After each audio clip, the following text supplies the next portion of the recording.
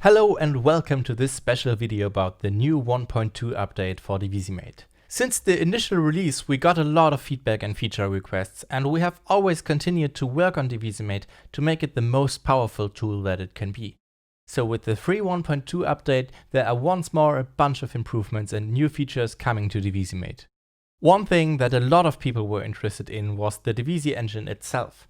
Many people have asked us to provide more options for users to customize the way the algorithm behaves. So with the 1.2 update for Divisimate, you can now choose between 3 different Divisi modes here on the bottom left.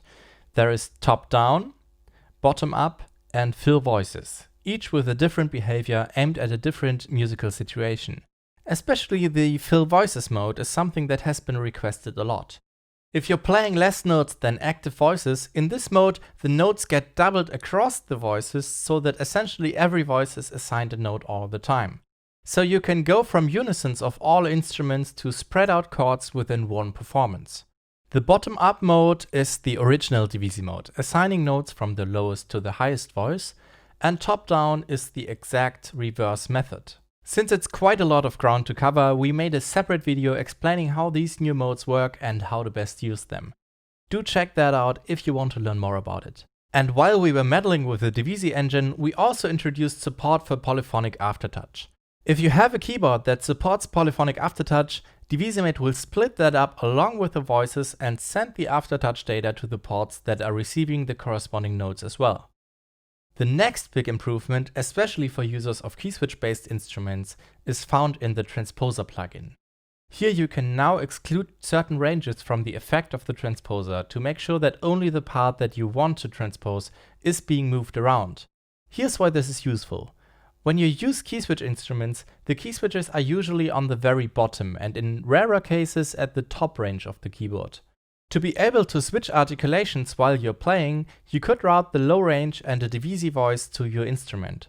But once you transposed that part, the key switches would get transposed too and would not fit anymore to your instrument. This is not a problem anymore now, and you can simply exclude the range that contains your key switches from the transposer to switch articulations consistently. While we are on the plugin side of things, it is now possible to bypass plugins. You can do this by right-clicking on any plugin and select the bypass option. Or simply hold Ctrl on Windows, Command on Mac and click on the plugin to quickly bypass or unbypass it. By the way, when you do that to a trigger plugin, it will send its trigger messages when it's activated again. So that can be useful if you want to have triggers or other plugins in a preset that you don't want to use all the time. Speaking of the trigger, as you open it up, you'll find that the trigger plugin is now able to fire program change messages as well. So if you use that kind of message to handle your articulations, this should come in handy. On top of that, a trigger row will now fire immediately when you deactivate it and activate it again. So those are the main changes in this update, but there is more smaller stuff. The humanization engine will now consistently affect all ports, instead of excluding the first routing of a voice. For plugin drag and drop, there are now visual indicators to show where the plugin will drop.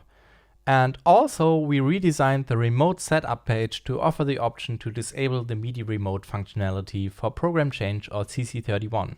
If you happen to use CC31 or program changes in a different way, over here you can stop the perform page from reacting to them.